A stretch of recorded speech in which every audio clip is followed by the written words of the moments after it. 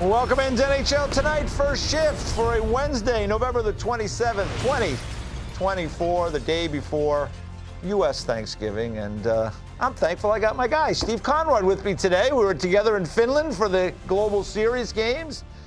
You made it back. I made it back. I haven't seen you since then. Everything good? It was like planes, trains, and automobiles, and we literally had to take a train. Yes, we did. From 2 hours, yeah. from about an hour and a half from Helsinki to Tampere. Yeah. And but it was a nice train ride. It was great. It was a lot of fun, and enjoyed being with you. And we saw some good hockey. Florida at the time was playing really good. Well, you know, it's a long season. They've lost 4 in a row now. It's a little bit of a struggle. They got a good one tonight against Toronto. I want to bring in our guy, J.D. Lindbergh. Had a big night last night with the parlay. Huge win for the shifties out there. Yes. We needed one. Money, baby. I was thrilled about it. I think my wife was even happier because now maybe you can stop giving her a hard time on the air about me being over I just as a state married guy. I just bring the facts to the table. Before you were married, you hit the parlay. You got married, you've been over since then. I'm now, good for like one a month, it seems like. Now you've connected again. So, and it was a good one, right? Yeah, no, it was a good one. I thought, after the first period last night, Bruins Canucks, nothing.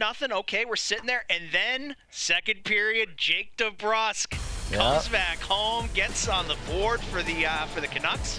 And they didn't need much more than that. Connie, you and I were talking about it before the show. Kevin Lankinen was awesome. And then, Jordan, you want to go ahead and push here? We'll get to, here it is, Connor Garland. This was his This third was for the shot money on right net. here. This was it. 12 seconds left in the game. Buries it for a Situate zone. And Never doubt a South Shore guy. Yeah, because you needed that. It wasn't the goal for the viewers who didn't catch it yesterday, or the listeners. It was the shot on goal. And so I knew he was on the ice late. He had the 2 shots. He needed to get to 3. So basically, he had to hit the empty net, right? I mean, that's it. There's no time left for, I needed that or I needed overtime. Yeah, that's right. So what was the payout? What was the payout? Was it big money? It was plus 650. Oh. So, yeah, $10 bet would have given you, $75. Not bad. So to sum it up, it was the Canucks in the first period. Basically, it had to be a tie game, and it was plus half a goal. Yeah, so Canucks couldn't trail by more. That's right. One. That was good. Then you had the DeBrusk anytime goal. Anytime you have the anytime goal there, you have a chance to make money because it's hard to to call for goals, especially that one where it's a guy returning to where he played for so many years, and then he had shots on goal for Connor Garland. He had 3. He had 2. He only had 1, I think, going into the third period, but took care of business for you. So it was a sweat. Well He missed done. the net a couple times. I was shouting at the TV. Well done, and we appreciate it. Your wife is now off the hook, so we expect next week you have another winner for the fans out there. Stay tuned, shifties. All right, let's get to first things first today. Let's run the graphic. See, I can call for those things too. They don't always listen to me, but I can call for them. We got 15 games tonight. We're going to break it into 3 different segments for you in this first part of the show, and you can see here it's going to start with these 7 and 7:30s. Buffalo hosting Minnesota. The Devils back at, still at home taking on the St. Louis Blues. Jim Montgomery, his second game behind the bench. Rangers trying to right the ship in Carolina against the Canes.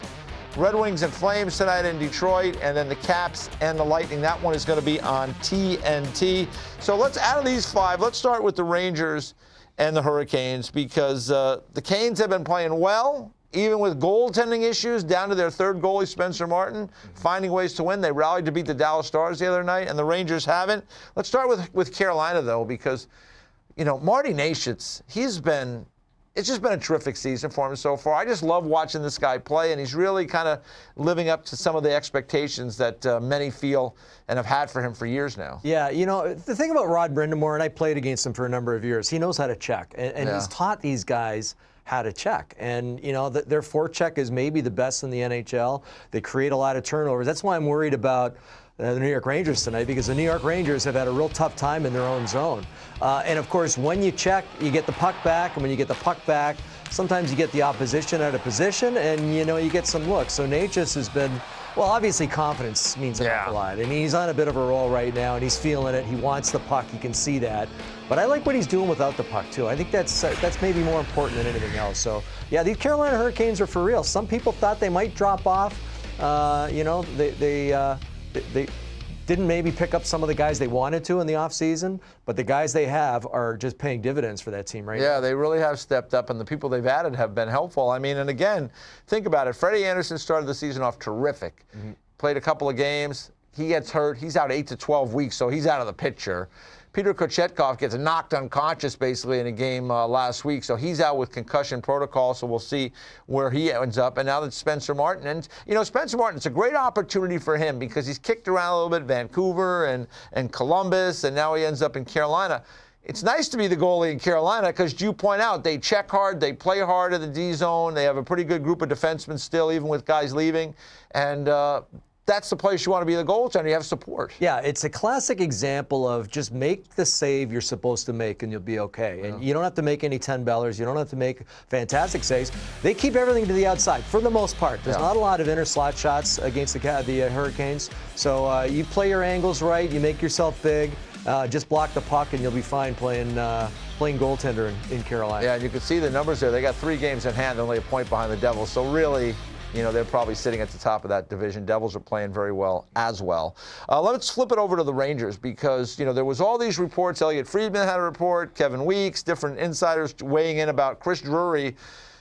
It's hard for me to even fathom sending out like a note to all the 31 teams because when you do that, it's getting out there. So it's kind of message sending, you're trying to wake guys up, and he's talking about maybe trading Trouba, trading Kreider. These are guys that have, limited no-trade clauses attached to their contract, so it's a little bit even harder. They make significant money. It's a cap world. The cap's going up next year, but that doesn't help you now. Right. So I think it's hard to move these guys. Apparently, Drury met with both players. What do you make of all this around the Rangers right now? Well, I'm surprised it did get out, but as you mentioned, you send a memo out to 31 teams. Yeah, I'm not surprised. Yeah, 31 It's almost teams. like you might as well just call the media. Yeah. It's getting out. Right, but there's so many general managers who work the exact opposite way. Yeah. Like Lou Lamoriello, you don't know about trades until the guy's suited up. I mean, everything's tight-lipped and hidden undercover. Yeah. So it is a message-sending time there. He realizes they've had a pretty good start, but things are slipping. And if it wasn't for their goaltending, they might have a lot worse record right now. And you see the record the last 3 games, the goals allowed. I mean, you're almost at 5 goals per game against. And that's not a knock on the goalies because you're seeing 45, 46, 47 shots a game. Yep. And their prime scoring opportunities. So they've got to clean up their own zone. I think number one for Chris Drury would be to get a defenseman back who can kind of help settle the ship in their own zone. Connor Miller, he'd be the first to tell you, he's not having the type of season he'd like to have going into a contract year. Adam Fox, to me, just seems like he could be injured. I don't know if that's the case or not, but it doesn't look like the Adam Fox of old. And then here's some of the possible trade candidates, and you can see they all carry really big price tags. So that's what makes it tough. I mean, they might have to hold some salary if these guys are going to get shipped off. Yeah, and Keandre Miller is still a very young player. So, to me, I'd be hesitant about making a move there. If you're going to do that, you better get something significant back in return. Let's go to the game between the Capitals and the Lightning tonight. And congratulations to John Cooper because his 900th game tonight behind the bench of the Tampa Bay Lightning. Cooper's done an unbelievable job there in Tampa for many, many years now, multiple cups, and been to the finals. I believe it's 4 different times during his tenure, and just keeps finding ways to kind of have the Tampa Bay Lightning playing well. And I guess no surprise. Congratulations to Cooper. He's a cerebral coach. Here's a tweet. I'll read this real quick. I don't know if I am wiser, but I am definitely more experienced. I'll never forget my first game walking through the tunnel and having to face Marty Brodeur as the goalie for New Jersey. Alex Killorn scored with, I think, under 15 seconds left to send it to overtime. I think we won in a shootout. A little bit more. He says, as you can see, you remember your first game. To think of all the memories from then to now, the ups, the downs, the heartbreak, the ecstasy, the Stanley Cups, the lost Game 7s, the won Game 7s. The experience has changed for me. I think the biggest thing would be where I used to really ride the wins and losses. It could be emotional turmoil. Now I am so much more big picture. And that's what happens with experience. And he's absolutely right about that. You know from your playing career, right? As you played longer in the league, you had more experience. You didn't get you probably didn't ride those highs and lows as much. Yeah, you let the mistakes run off your shoulders a little easier, and I think it's the same for coaches too, because they're learning all the time. I think it's a great story the way he got into the NHL. He was a lawyer, right? And, Yep. and I believe a judge that he knew. His son's team needed a coach. He started coaching there. Yeah. And I mean, that wasn't that long ago. Yeah. And now all of a sudden, 900 games in the NHL, and just a great guy. And like I was saying earlier, he's a smart guy. He used to be a lawyer. He's cerebral, and I think he knows what he never seems to blow up behind the bench, right? He's just always knows what buttons to push to get his team going. And yeah, good for him. I don't know him personally, but from all I've heard, just a really good guy. Yeah, and an interesting coaching matchup tonight, because you have young Spencer Carberry, who's done a really nice job with the Washington Capitals. He's one of those guys that seems to be an up-and-coming young head coach, just like John Cooper was, like 10, 12 years ago, and now he's the elder statesman, really, among experienced coaches. I think he's the longest tenured guy. There's not very many. Mike Sullivan's been around a while. Yeah. John Cooper in Tampa Bay, but these coaches, we've seen it in the last 10 days. Guys get moved around. So for him to be there that long, it says something about his ability to continue to motivate players and to continue to kind of be fresh with everything all the time. Yeah, and I'm glad you brought up Spencer Carberry, because I think he's been a big part of the success in Washington. I agree. What he's done there, and he's got McMichael and Protas, guys he had in Hershey, and Hershey just seems to always, turn out these great prospects, and those are two right there. So, yeah, getting back to the experience thing,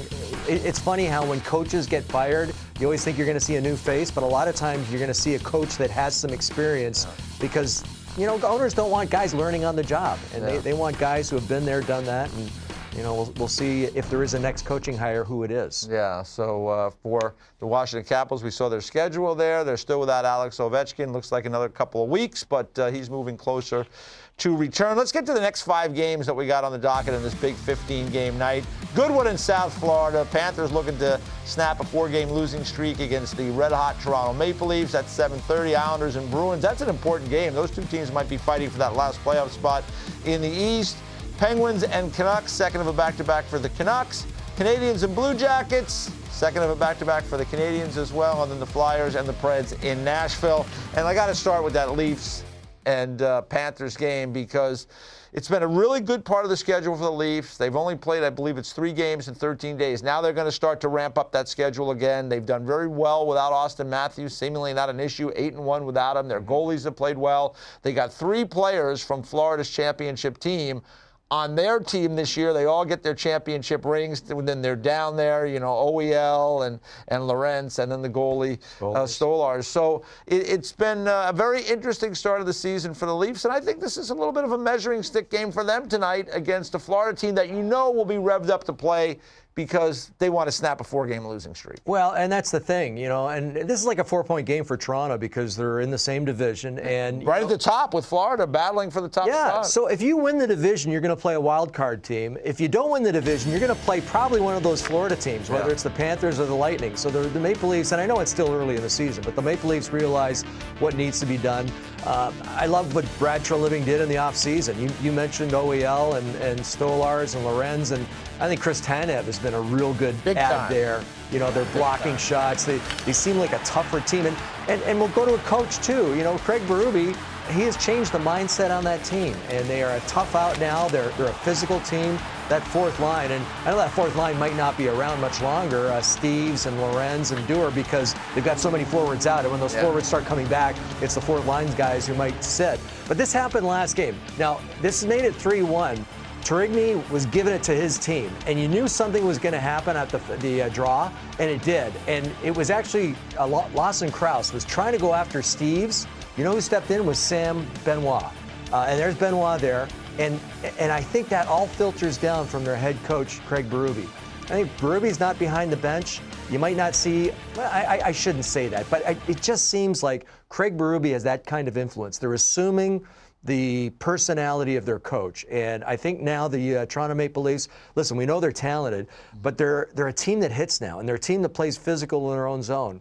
And they're a much tougher out than they ever have been in the past. So I like the addition of Craig Berube, and you can see it in the way the team's playing in front of them. Yeah, and to your point there, on a situation like that, like the Utah Hockey Club, they're down in that game by 2 goals. they want to stir something up. They want to create something. And a lot of teams take the bait in that situation, and it was really nice of Benoit to realize the game situation, like, hey, what are we doing here? Yeah. We're up 3-1. We don't need to get involved with these guys right now. It's not the time for us. Yeah. And so they settled things down. They ended up winning the game 3-2. But he's got a presence, right? I mean, you played for a lot of coaches in the league. It's important to have a presence. Craig Berube played 1 million games in this league. He was a tough guy. But the guys that are in there now, they don't remember all that. They probably don't even, maybe never saw him play. But they know when he walks in the room, it's no nonsense. Well, and it gives him credibility because when he goes out there and says, guys, you know, I want you to make life tough on their defensemen. I want you to go out there, forget about the puck, just run the guy through the end boards. He's done it, and they realize that he's done it. So, you know, he's got the street cred, and give them credit because I think they're playing. You know, and did Dan Rosen have him number 1 in the Well, we're going to get to that. I don't want to give it away yet. Oh, yeah, we don't want to give it away yet on Okay. Dan Rosen, but we got that coming up, his Super 16. So, but I'll ask you about Matthews coming back at some point because he's getting close now. He's skating. Here's a tweet from Chris Johnson. It doesn't sound like Matthews is quite ready to return to the Leafs lineup tonight. Still needs a few more skates to get back up to speed. Saturday's game in Tampa remains a possibility. But I ask you, Mr. Conroy, I mean, this team has gone 8-1 without him. Their power play took off as soon as he went out of the lineup, which is really kind of hard to figure because he's such a great goal scorer. But how do you move Matthews back in the lineup when that does come, whether it's Saturday or sometime next week? Well, I don't think you split up Marner and John Tavares, and that's he had been playing between those two guys prior to the injury. So leave things as they are. Leave things as they are. I think you can put them on a second line, and it looks like, you know, they've got Willie Nylander there, of course, and I'm not too sure who the right winger would be. And I had it in my notes earlier, but, you know, put him on that second line. And even as far as the power play goes, I say put him on the second unit power play. That first unit power play, they've got chemistry going. They're feeling it right now. So, you know, eventually you're going to see Matthews back with Marner and Tavares, and you're going to see him on that number 1 power play. But right now, hey, listen, if it ain't broken, don't fix it. Or if it ain't broke, don't try to fix it. Yeah. And right now, it's not broke. So. Well, listen, when he comes back, he's obviously a big part of the team. I know they're 8-1 without him, but to me, over the course of time, a guy can score 65, 70 goals. I think you want him in the lineup. So Austin Matthews, hopefully he'll be back in very, very shortly. Let's go to the final 5 games on this 15-game slate tonight, Steve. You can see the Hawks hosting the Stars tonight. That's an 8:30 start. Then out west, the Avalanche taking on the Vegas Golden Knights in Denver. That's on TNT at 10. That's a good one. Kings and Jets at 10 o'clock as the Winnipeg Jets make the western swing.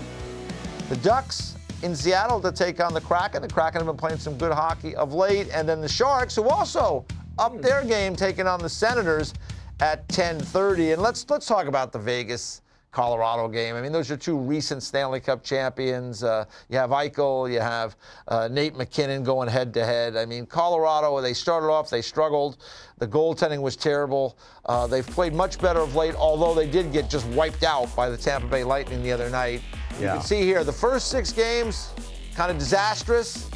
The last 16 games, a little bit more like we expect, but still giving up more goals than you want, Steve. Yeah, goals against a 3.38. Yeah, not perfect, but they've been scoring more goals, and that's the reason that. No, goals against per game. Yeah, they brought it down by over a goal and a half. So that's fantastic. Listen, a lot of their guys were injured at times at the beginning of the season, and they're coming back. They've come back. Nichushkin looks really good playing with. The last time I saw it, he's playing with Casey Middlestat and Mikko Rantanen, and that line was. I mean, that could be a number 1 line on a lot of teams in the NHL. So, they're healthy. They've got it going. I didn't like the look last game. You know, they got smoked by Tampa Bay, and you saw some guys losing it. Whether it was Georgiev between the pipes, smashing his stick. He came in off the bench for Annunen, then Annunen came back in. He smashed his stick, and he's a little bit of a hothead. I think he's got a history of that. And I know you're talking about Miles Wood after the game smashed his stick. The stick kind of kicked back, the stick blade, and hit the Jared Bednar like in the head. He was kind of diving out of the way. I do think at some point in time they're going to have to address this goaltending because Georgiev has his moments when he's a really good goaltender. But to my point, what I just said, he's a little bit of a hothead. He's somebody that, you know, he's up and down. And I think, you know, to win a Stanley Cup, I think you need to have a little bit more serenity in the net. Doesn't mean you can't be fiery. We've seen fiery guys in goal, but he just seems up and down. Like the ups are up and the downs are down, and I just think it's something they have to try to address. I agree. Unfortunately, there's a couple of other teams that are looking at goaltenders. You think about the Pittsburgh Penguins. Yeah. The Pittsburgh Penguins, I think, would like to get a goalie. So all of a sudden that. But the Penguins are rebuilding, right? Well, Like they may not say they're rebuilding, they're retooling, whatever you want to call it. Yeah. Like they're not a cup contender. The Colorado Avalanche are a cup contender, but I think if they get in a tight series, I just don't think you can count on Georgiev. Maybe they could go out and try to get Peter Mrazek from Chicago, who's playing well. I don't even know if he's the answer, but I just think they got to try something. I wonder if a guy like Dan Vladar in Calgary would be available because, Dustin Wolf has played really well so far, but he's young. They've got a kid, Devin Cooley. I don't know if you know the name. Devin Cooley's playing with the Calgary Wranglers, their AHL affiliate. He's a real good goalie, too. So don't know if Calgary would trade a guy within the Western Conference. And then, of course, they got rid of Markstrom right in the offseason last year. So, we'll wait and see. But, yeah, I agree. Goaltending is always, I shouldn't say always been an issue, but it's been an issue the last couple of years with Colorado. Yeah, no question about that. We'll see. Vegas tonight, I mean, the Vegas Golden Knights still doing their thing. Jack Eichel's playing great hockey. Probably be in the discussion for the Hart Trophy at some point this year. Yeah, and I don't know, Vegas has not played well on the road this year. I'm not too sure what it is exactly because they seem to be a team built for the road. And there you see the splits right now, 6-4-2. So Not awful. Not awful, but about 500 on the road. Yeah. And you can see the goals are a little, score fewer goals. They're scoring dramatically fewer goals when you think about it. And then they're giving up a few more. Power play not quite as good. Yeah. Mark Stone has been, he's been out of the mix a little bit, so that's problematic. They do get Pietrangelo and Carlson will be in the lineup tonight, according to their head coach, Bruce Cassidy. So this is one of those games. I always love watching it because you got really high-end players on both sides, and to see, McKinnon going up against Eichel. Yeah, that's good stuff. Two of the best in the NHL. Yeah, and I Bruce Cassidy, for as much defense, and he was a defenseman when he played in the NHL, he plays an up-tempo game. He coaches an up-tempo game. So they play solid defensively, but they turn it into offense right away. Yeah, and they got that big blue line, too, that makes it life very difficult for opponents around this league. All right, we come back. We will get to Dan Rosen. He's in the bullpen, waiting to come on out. The Super 16 is next. Who does he got at number 1? We'll find out next on First Shift. It is time now for the Super 16, presented by Enterprise. And with that, we bring in Dan Rosen, senior writer at NHL.com, our pal. And we'll see how he's making out this week as we get ready for Thanksgiving. Any plans for Thanksgiving? Well, just family football and food on Thursday and hockey on Friday. All right, there you go. I saw you went to the New York Giants game on Sunday, and you tweeted about it, and it didn't go well for the Giants. No. So, we'll leave you alone on that. But at least you had a nice day. It won't go well tomorrow either, but that's okay. That's okay. That's right. All right, let's get to it. Who do you got? Let's start 16 through 13. Who's at the wrong end of this thing? All right. At 16, I got the Vancouver Canucks. They were 16 last week. They have won their past 2. Lankinen's been very good, but 3-2 in their past 5. They lost to the Rangers. The Rangers, big drop, obviously, for obvious reasons. Huge drop, but they lost 3 in a row. They have not looked good doing so. They really haven't looked good all season. And they got issues, obviously, the Kreider stuff, the Trouba stuff, but they got issues breaking out of their own end. That's the key for the Rangers. They got to get better at that. Buffalo Sabres, they go and sweep California, and that's never an easy thing to do, EJ. I don't care how good or how bad those teams are. It's never easy to sweep California. They weren't ranked last week. Had to get them in with 3 wins in a row. And the Edmonton Oilers, they've won 2 of 3, including a 6-2 win against the Rangers and a 5-2 against Ottawa. They did lose to Minnesota, so they're 13. All right, listen, I like that you included the Sabres. I had them marked off here. They have won 3 in a row, 7-3 in their last 10. They're in a playoff spot. You got to have them in right now. Good job by you there. But let me ask you about the Rangers, because it has been a strange few weeks with the Rangers. Before we move on, what are you hearing with them? I mean, there's all these discussions about Drury sending out notes to other teams. We want to trade guys. I think it's really hard to trade guys, especially the guys he's talking about, to make your team better at this point. What are you hearing? You're around the Rangers a bunch. Well, to me, it sounds like a lot of message sending to the team. And apparently Chris Drury met with some of the leadership guys before they went to Carolina before they left yesterday to go to Raleigh, where they obviously play tonight.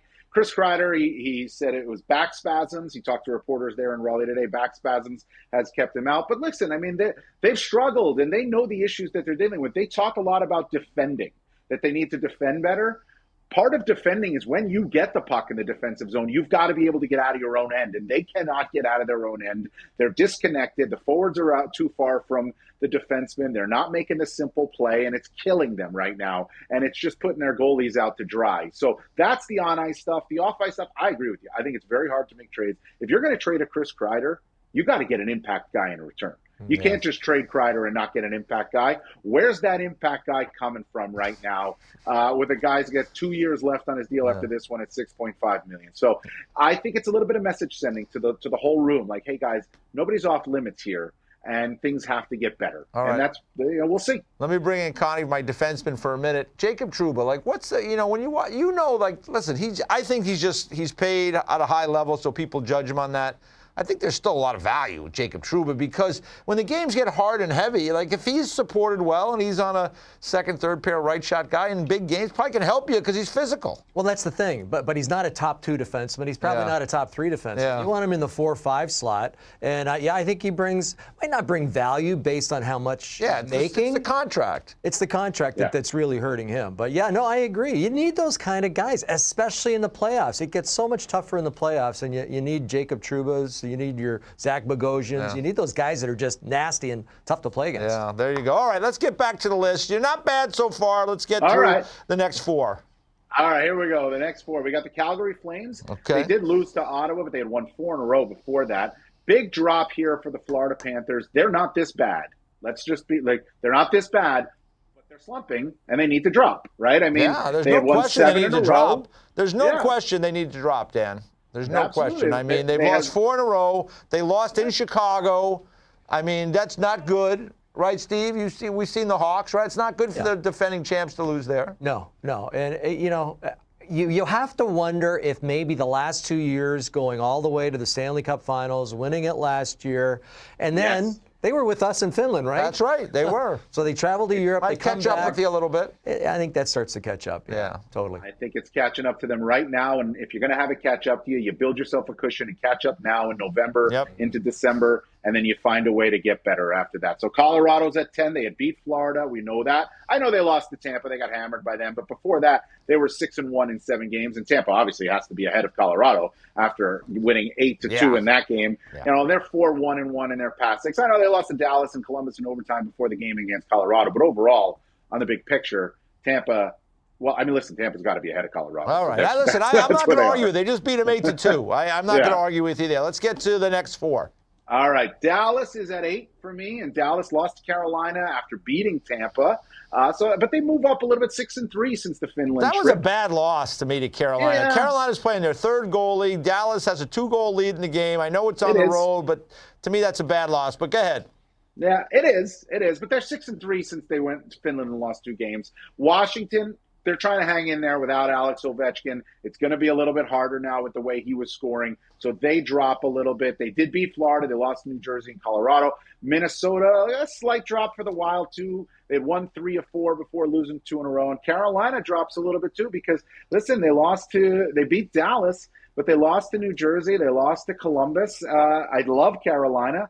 But you didn't see the Devils in there. They got to be in my top 4. They do. Carolina with the way that they're playing. We'll just move on to that. Then we can assess the whole thing. Give All us right. your top We can 4. do the whole thing. So the top 4, the New Jersey Devils. I love the way they're playing, EJ. They're 8-2 in their last 10 games. And I saw somebody say this, and it makes so much sense.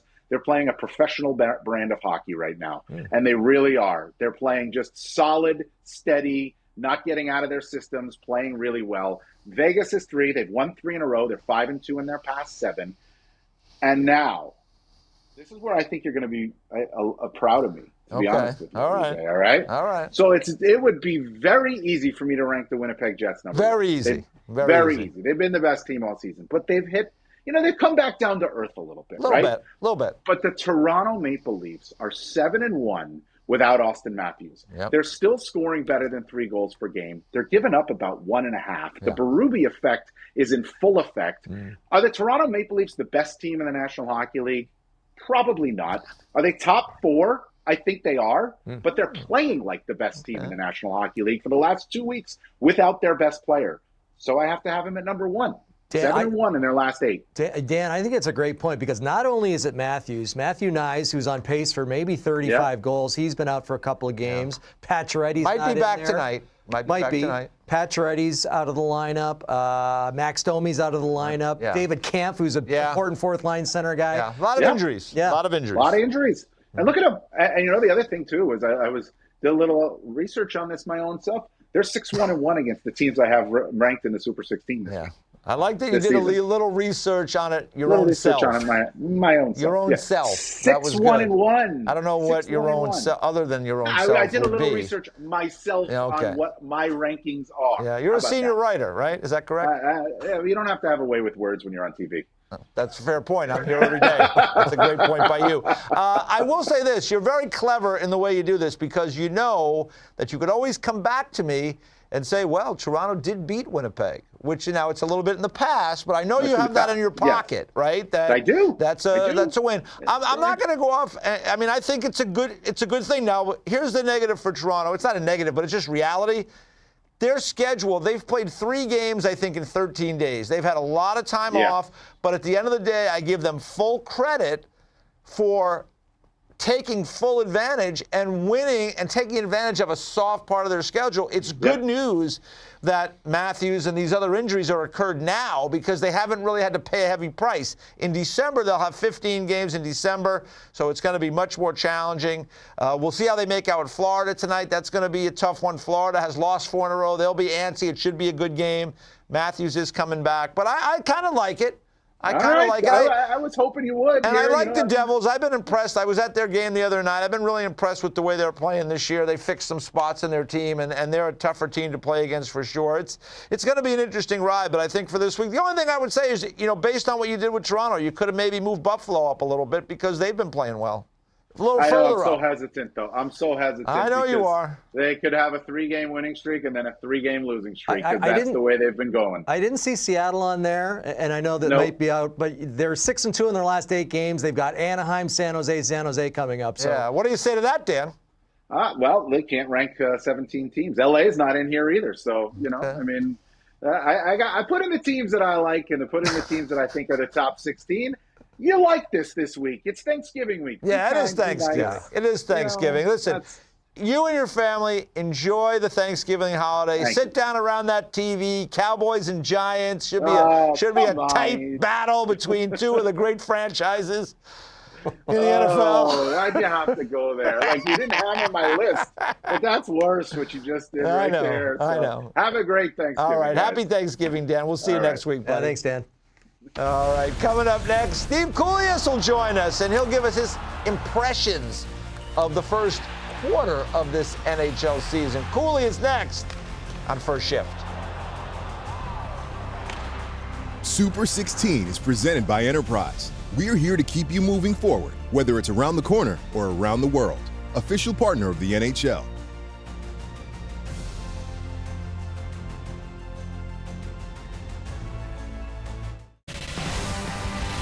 Here is a tweet from the National Hockey League, and that is a meaty schedule on the day before Thanksgiving. Thankful for a night filled with hockey. 15 games on the docket. And we are thankful to be joined now by our pal, Steve Kouleas from NHL Network Radio, the master of the discussion room, as I like to point out. Cooley, let's get to the first topic with you here. We've had about a quarter of the season now. Who's been the most impressive team to you through this first quarter or so of the season? Thanks for having me again, EJ. So I think I look at it who's impressed and who's kind of surprised. You know, at the start of the year, I looked through my notes. I had the Minnesota Wild at 6th in the division. I got the Hockey News right here. They had them at 6th in the division. When you went overseas, I looked through your desk. I saw that you had the Wild at 6th in the division. So we kind of were 666, the number of the beast. I accidentally ate my lunch there. I hope I cleaned up. And look what they're doing right now. 13-4-4, well over 100. That's like a 120-point pace. They're scoring, right? And even without Zuccarello, and it's not just KK97, Boldy, and there's a lot to like. And defense and goaltending. Look at the numbers there. And if Gustafsson is what he is right now, the way he was 2 years ago, I mean, and Fleury's gone in and done a great job as well. So I look at it as who's impressed and also surprised, right, Steve? Like, if I say Winnipeg, we've had them have great regular seasons before. So I'm going to say Minnesota, even over a Calgary, even over a Washington, because we had them at 6-6-6. And I don't mean Mario Lemieux.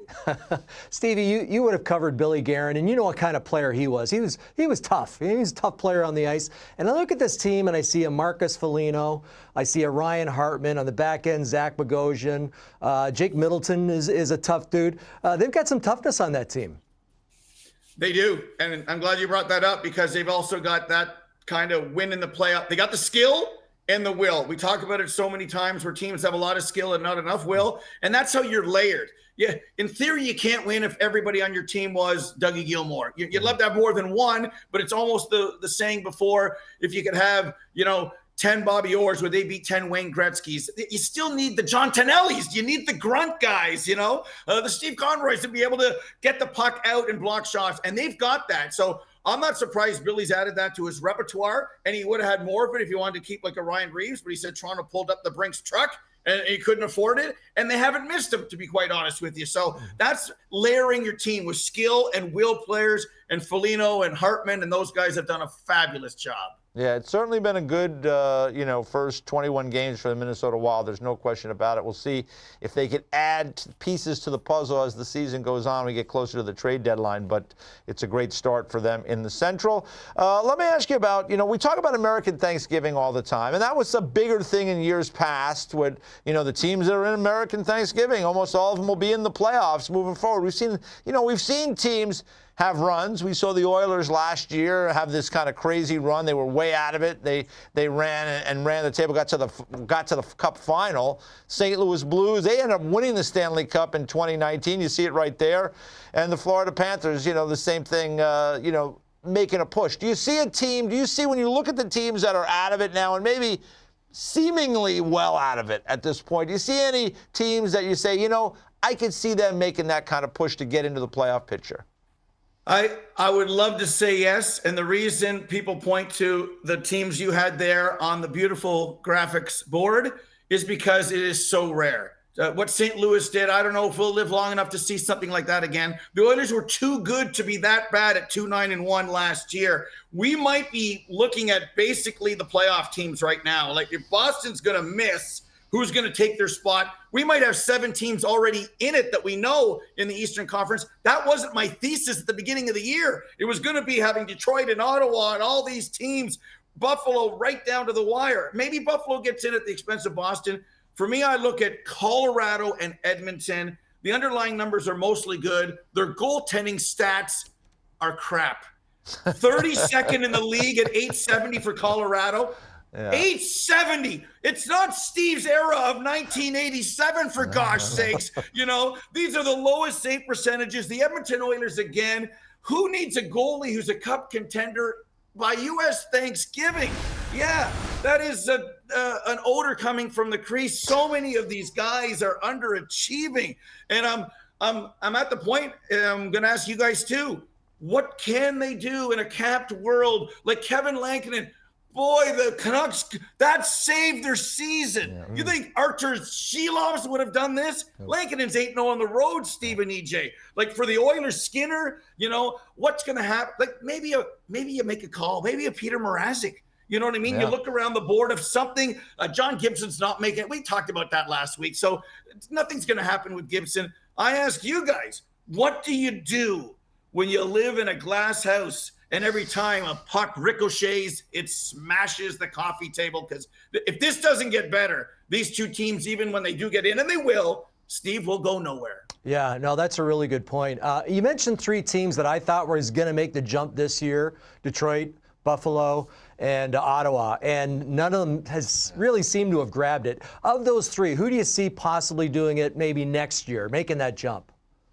Well, geez, it's crying wolf, right, EJ? So I'm going to say Buffalo, just because I'm the closest proximity there. And, I don't want anybody to make the 2-hour drive here to the Whitby Hockey Factory and track me down. And they've won 3 in a row. So they've won 3 in a row. They've got the goaltending. They got Tate Thompson coming back. Alex Tuck has been great. Speaking of former Oilers, Ryan McLeod's done a pretty good job there. Mm-hmm. They have other guys who are underachieving that I think, like Dylan Cousins, can be better. So I'll say Buffalo only because I don't believe in Ottawa. They don't like November. They want to go from October to December in the nation's capital.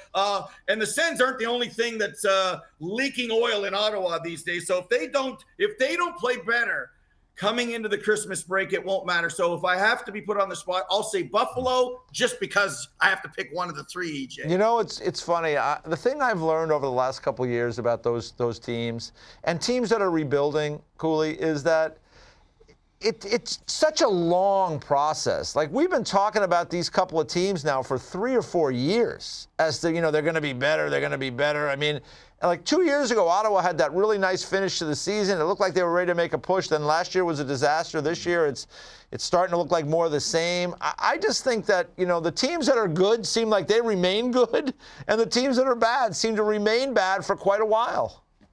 Unless there's a huge, oh my God story. We got this centerman, that's right, can't pronounce his name. He's a 5th rounder. We got this guy, this found money. Like, unless there's kind of found money, you put your hand in the jacket, Jerry, and I got $20. Hey, Elaine, here unless you get found money, Steve, I don't see it. We've talked about these 3 teams at length. Yep. It's getting sickening, and I don't see anything changing, so something else does. Maybe Buffalo this year, but I wouldn't put the house on it. Yeah, no. Let me get to the most impressive player for you in the first quarter of the season. Who is that in your mind? A lot of great guys. Again, I'm going with the more of a surprise player because I put Jack Eichel at the spot at the start of the year. Look what he's done. Marty Necas. Those are easy. Our friend Craig Button would call that low-hanging fruit. Mm-hmm. I'm going to go again into Steve's neck of the Anthony Cirelli.